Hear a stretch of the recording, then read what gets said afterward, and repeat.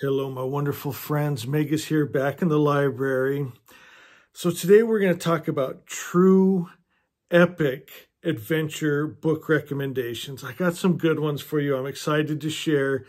But more than that, I just needed to be comforted. I needed to get a warm drink. And at first, it was a tragedy. I went down and I'm out of hot cocoa. You know how much I love my hot cocoa and my books. That's my comfort zone. But I got some spiced chai tea, and it's actually really good. I'm enjoying it. So disaster averted. But, you know, I also needed to be with you guys. You know, you guys have told me, as a matter of fact, there's some of you that watch me every day. I don't know how you do it, but thank you for doing that. But you said you get comfort from just being here in the library with me, with my hot cocoa and the books, and you've gotten used to my voice now. But today I needed you guys. I needed to talk about books. I needed to get here. You know, I saw the most horrific thing on TV. And I won't go into details about it, but it ruined my whole mental state. I had to go for a walk. I had to get up here in my books. But it's what's going on with Israel and Palestine. And Israel launched a rocket into, it was supposed to be like a camp for displaced citizens, you know, innocent people. And the things they show, like, it's not what they show on TV. Like, on the internet, they show things that, I mean, it was so disturbing. I went and I tried to walk it off, didn't help.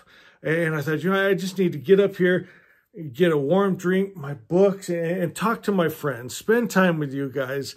And we find that comfort here in this little thing that we've created here. And so, as a matter of fact, if you wanted to go to the comments and just say hi, that means the world to me. You guys see me, hear me. That's the only interaction I have with you guys, when you just go and just leave those beautiful comments like you guys always do. So the first book I want to talk about is True Spirit. Oh my God. The book is so good. And there's also a movie about this. It's Jessica Watson, a 16-year-old girl, true story, guys, sails around the world by herself. And you guys know, before I retired, I was a boat captain, worked out on the ocean. Ocean can be scary. And I can't even imagine, I wouldn't even myself go around the world on a boat. There's no way. Let me just read a little bit of this to you.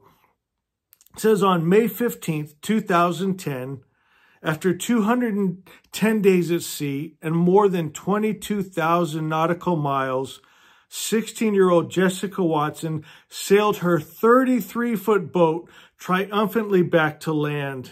That's a small boat, guys. She had done it. She was the youngest person to sail solo, unassisted, and nonstop around the world. And that's the difference. The next book I'm going to share with you, Dove, this was in 1965, 16-year-old boy, but he stopped. Matter of fact, he even came back with a family by the time he got back. It says Jessica spent years preparing for this moment, years focused on achieving her dream, yet only 8 months before she collided with a 63,000-ton freighter. It seemed to many that she had failed before she had even begun, but Jessica brushed herself off, held her head up high, and kept going. And you know what's funny? Where I used to work, it was shipping lanes. And it's the weirdest thing, guys. Like, you'd be on your heading and you'd see one of those big container ships or oil tankers or whatever coming. And no matter, it didn't make sense, but it always, like, you get right where you're about to collide. And then I'd always, because I'm the smaller one, I'd veer off. Didn't matter who had the right of way. They did, because they're huge. And most of the time they don't even see you. And I'd just go back behind them and over the waves, you know. It's terrifying. And this girl here, she crashed before she even set off, but it didn't stop her. I like that kind of just spirit, right? Told in Jessica's own words, and man, she does a good job of just telling her story. It says, True Spirit is the story of her epic voyage. It tells how a young girl, once afraid of everything, decided to test herself on an extraordinary adventure. Does that sound cool?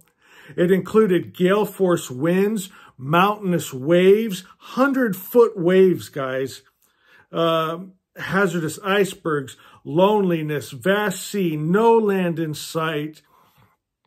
Oh my God, I can't even imagine. I would never let my kids go. And I'm sure looking back, if she probably knew what she was going to face and the parents knew, I'm sure they wouldn't have done the trip. But she lived barely, and she's got an amazing story now to tell, in an adventure that she'll always remember. But oh my God, fun book, adventurous. And that's the way I was fairly adventurous, right? I've been up and down the coast, Catalina Island, Mexico, I've been around a bit out in the ocean. I've been out of sight of land, but nothing like that. That doesn't even interest me. The other one, the first one I read this a long time ago when I first got into boating. It's a Robin Lee Graham, and he sets out on a 24-foot sloop. It took him 5 years, 33,000 miles later. It says he returned home to port with a wife and a daughter, and he just tells his whole story. And then he ends up moving, when he's all done with it, as far away from the ocean as he could get. Matter of fact, I believe he's up here in Montana, close to me now, which is another funny story. When I was in captain school and getting my Coast Guard license, my instructor, I was struggling with my navigation, and I remember he took the chart, he rolled it up, put a rubber band around it, hit me in the chest with it, and he goes, well, do you know what you should do?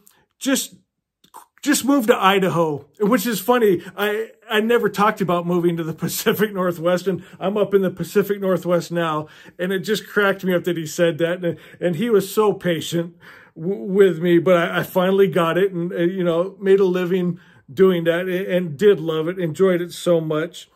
Another fun book. So the reason I'm giving you these, it's summertime, right? And you get more adventurous in summertime. You go out boating, and matter of fact, just today I was out riding my motorcycle and hiking in the woods, and you get more active in the summertime, which is funny because it's making me miss fall and winter time. I've become a little bit of a lazy person, but I'm sure it's good for me to get out. The next book I have is Bill Bryson, A Walk in the Woods. Fun book. He and a friend goes out on the Appalachian Trail, and just it's hilarious. This guy is a funny storyteller, and just the adventures they have, just a fun book. There's another one. I was looking for it on my shelves. I must have loaned it out. It's that one, Wild, I believe it's called. It's got the hiking boot on the cover. Another good one. She hiked, the Pacific Crest Trail. Another fun book of just, these long adventure hikes and all that you experience. I'm more of a day hiker, I don't think something like that would interest me, but I love reading about that stuff.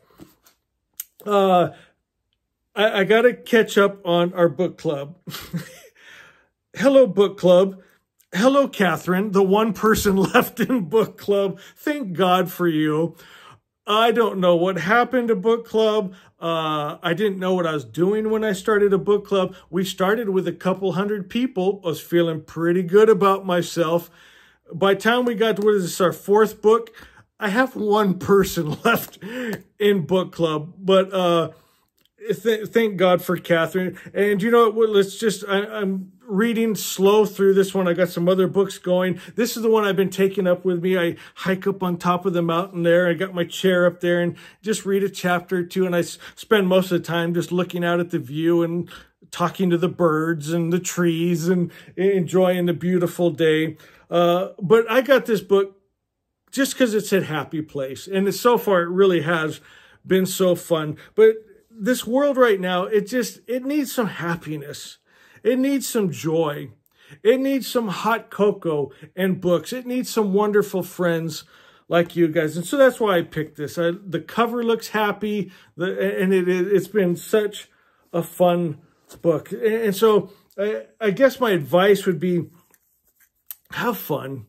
You know, a lot of the world is just really messed up right now. And, you know, they're just different people, I guess. You know, I see what's going on with Israel and Palestine and Russia and Ukraine and all these horrible images coming out of it. And then you think that'd make other countries think, this is horrible, I never want to do that. And now China's circling around Taiwan. It's like they think, hey, what a great idea. Why didn't we think of this? Let's blow the shit out of innocent people and children. And oh my gosh, guys. Speaking of, we need a better world. Thank you guys. My book, Asha, The Love of My Life. We've sold so many of these this last month, and it just does my heart so good. And do me a favor. We're so close. We have 90 reviews on Amazon. I've always wanted 100 for some reason. We're 10 away. Please go and leave your review at Amazon for Asha.